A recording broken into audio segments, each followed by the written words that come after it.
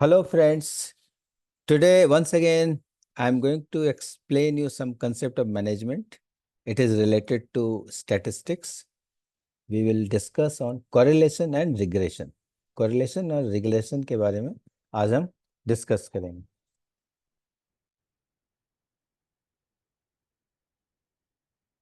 What is correlation? A statistical measure that defines correlationship and association of two variables. मतलब दो variables हैं तो एक का जो वेरिएशन है और दूसरे का वेरिएशन है, दोनों कैसे एक दूसरे से जुड़ा हुआ है. एक बढ़ता है तो दूसरा घटता है, एक बढ़ता है तो दूसरा भी बढ़ता है, या एक बढ़ता है तो दूसरा कुछ नहीं होता है. इस तरह का जो रिलेशन है इसको कोरिलेशन कहते हैं. इसको कोरिलेशन में कैसे दिखाएंगे, जैसा कि आपने यहाँ पे डायग्राम देखा है. 1 minute, आई पुट पॉइंटर.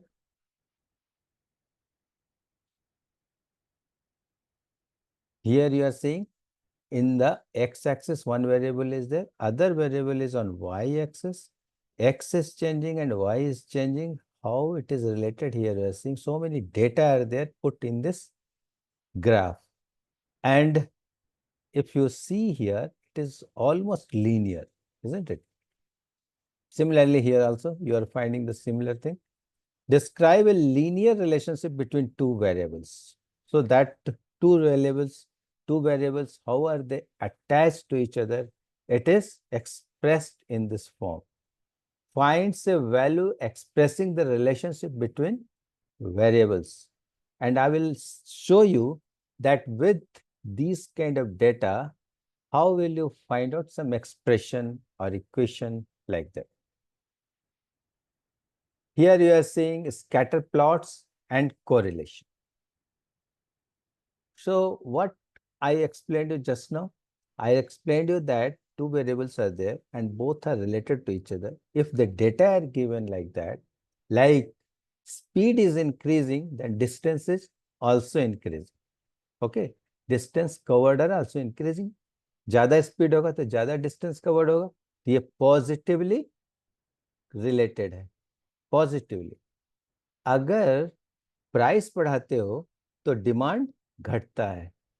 इससे क्या हुआ? निगेटिवली रिलेटेड है ना. ये कोरिलेशन निगेटिव हो गया. यहाँ पे देखो आप, strong positive correlation, as the name is mentioned here. Here one variable on x-axis and the other variable on y-axis, and it is strongly related. Means when x is increasing, y is also increasing. In the same proportion it is increasing.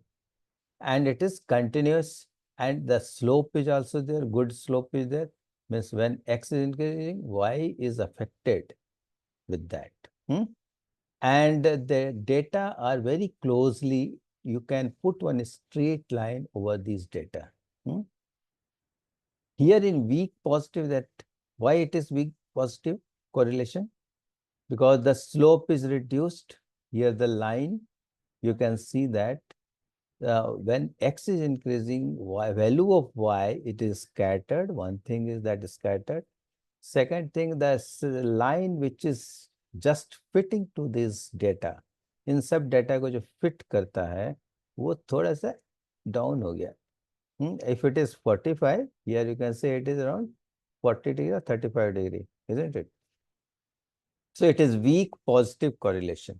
Although it is increasing, बढ़ तो रहा है, लेकिन ये कम बढ़ रहा है.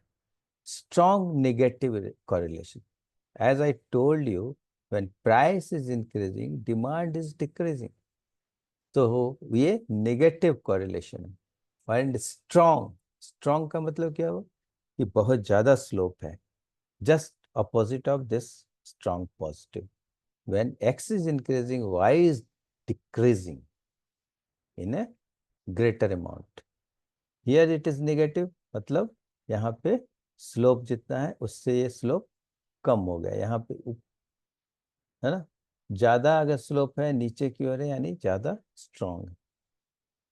Moderate है, इन बिटवीन है. No correlation. When x is increasing, effect of y, it is haphazard. It is not at all dependent on this variable on x-axis. So what is correlation? This is a measure of multiple variables and hence is also called the multivariate distribution. You are seeing that distribution only. एक variable बढ़ रहा है तो दूसरे variable पर क्या effect हो रहा है, ये डिस्ट्रीब्यूशन है ना. Correlation can be described as the analysis which lets you know regarding the association or the absence of the relationship between two variables such as A and B. मतलब अगर हम पिछले स्लाइड को देखें तो एक्स एक्सिस में एक data है और वाई एक्सिस पे दूसरा डाटा है. दोनों कैसे एक दूसरे से रिलेटेड है? अगर लीनियर इक्वेशन है तो you know the equation of linear equation, linear expression y is equal to a x plus b. तो a स्लोप है और b इंटरसेप्ट है. तो what is that? You can find out a and b if you have the sufficient data. ये correlation से आपको ये दोनों कांस्टेंट मिल जाएगा और इससे एक इक्वेशन आप निकाल सकते. Correlation analysis helps students to get a more clear and concise summary regarding the relation between the two variables. Correlation से ही आप एक अच्छा इक्वेशन बना सकते हो कि इन दोनों वेरिएबल में क्या रिलेशन. कब जरूरत पड़ेगा आपको? प्रैक्टिकल लाइफ में भी जरूरत पड़ेगी आपको, जब आप कुछ रिसर्च वर्क करोगे और उसमें जानना चाहोगे कंज्यूमर का बिहेवियर या कुछ ऐसे डेटा जो एक दूसरे पर डिपेंडेंट हो या दोनों एक दूसरे से बहुत ही एक दूसरे से अटैच्ड हो. तो आप फोरकास्टिंग करते हो, इंटरप्रेट करते हो, उसमें इन सब की जरूरत पड़ती है. रिग्रेशन, कोरिलेशन से ही रिग्रेशन बनता है. अगर कोरिलेशन नहीं है तो फिर रिग्रेशन क्या है? See here, describe how an independent variable is associated with the dependent variable. यहाँ पर अब कंसेप्ट है इंडिपेंडेंट वेरिएबल और डिपेंडेंट वेरिएबल.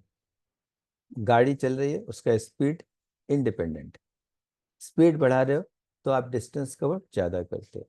तो डिस्टेंस कवर्ड जो है वो स्पीड पे डिपेंडेंट है. तो speed is independent variable whereas distance covered is dependent variable. Fits the best line and estimate one variable based on other variable. यहाँ पे हमें एक इक्वेशन होता है y is equal to a plus b x as it is written here. तो हमें पता होता है कि अगर x बढ़ रहा है तो y का वैल्यू क्या होगा. Estimates value of a random variable based on the value of a fixed variable.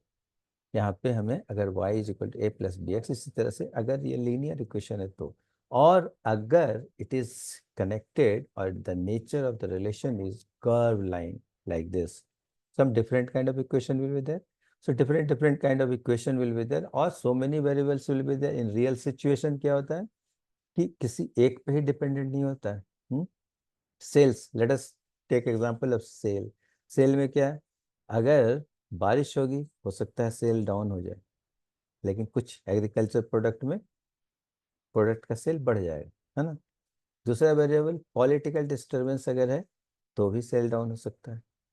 तीसरा, अगर गवर्नमेंट कुछ फेवरेबल कुछ रूल्स या बिल्स लाती है जो आपके सेल को बढ़ावा देता हो, जिससे टैक्स कम हो जाए या फिर कुछ इम्पोर्ट ड्यूटी कम हो जाए, कुछ इस तरह का अगर गवर्नमेंट प्रपोजल लाती है, बिल लाती है, तो उससे भी आपका सेल बढ़ जाता है. तो some factors which are there that should be ascertained, उसको हम निकालते हैं इस मेथड से. Regression is closely allied with correlation in that we are concerned with specifying the nature of the relationship between two or more variables. तो हमने जैसा बताया, आपने देखा होगा जैसे बिजनेस एनवायरनमेंट पढ़ते हैं ना, पेस्टल, पॉलिटिकल, इकोनॉमिकल, देन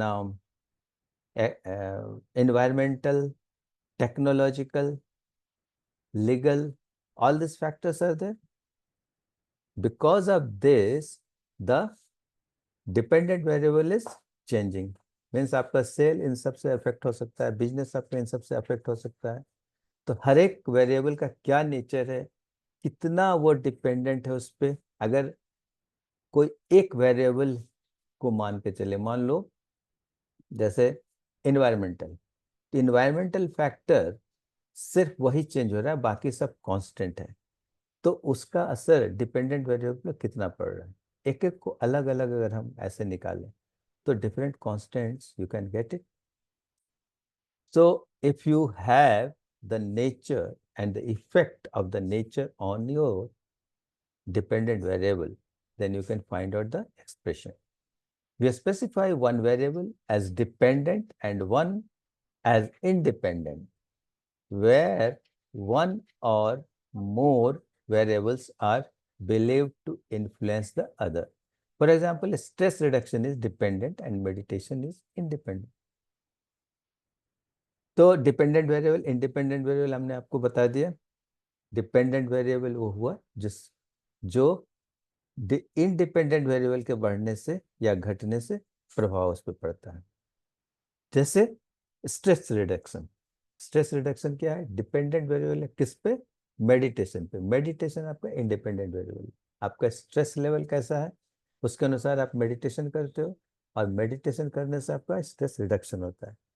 लेकिन डायरेक्ट रिलेशन कैसे निकालोगे, मेडिटेशन जब आप करते हो तो क्या क्या बाधाएं आती है, कितना % आप फुल्ली डेडिकेटेड होकर मेडिटेशन करते हो, इन सब के आधार पर वो ये फैक्टर आपको निकलेगा ए और b. Then you can find out the value. और ये कैसे निकलेगा, कोरिलेशन। यहाँ पे फोटो में ये देखकर don't get confuse too much, बहुत कॉम्प्लेक्स लग रहा होगा, लेकिन जो कोरिलेशन है, जो हमने आपको देखा है कि दो डेटा हैं, दोनों का हमने प्लॉट किया एक्स और वाई ग्राफ पे, तो उससे हमने कुछ डेटा से हमने नेचर देखा कि किस तरह से चेंज हो रहा है वेरिएबल, डिपेंडेंट वेरिएबल कैसे चेंज हो रहा है इंडिपेंडेंट के आधार। तो उस पे हम अगर ज़्यादा फोकस करेंगे तो देखोगे कि हम उस एक इक्वेशन उसको हम बना सकते हैं, कर्व है, स्ट्रेट लाइन है, या जो भी है, उसका निकालने के लिए भी स्टैटिस्टिकल मेथड है। You will learn if you go deeply in statistics. और उसमें जैसे मीन है, वेरिएंस है, स्टैंडर्ड डेविएशन है, all these things are required, and with that you can find out a mathematical relation between the two or more than two variables that are present. By using regression analysis, one of the greatest advantages is that it allows you to take a detailed look at the data and includes an equation that can be used to predict and optimize the data set in the future. इससे क्या होगा, आपने एक data बना दिया, data से एक equation बना दिया, इक्वेशन बनाने के बाद इस बेसिस पे आप आगे का निकाल सकते हो, फोरकास्टिंग कर सकते हो कि अगर ऐसा सिचुएशन होगा, ये सिचुएशन आने वाला है, different different variable will have the different nature, and its effect on the dependent variable, which is my sales or business or profit or sales volume or turnover, will be like this. Thank you very much. आपको जरूर समझ में आया होगा। अगर आपको कुछ doubt है, please write it in the comment box, I will try to clarify it. Thank you once again, I will come, फिर मैं आऊँगा एक नए कंसेप्ट के साथ।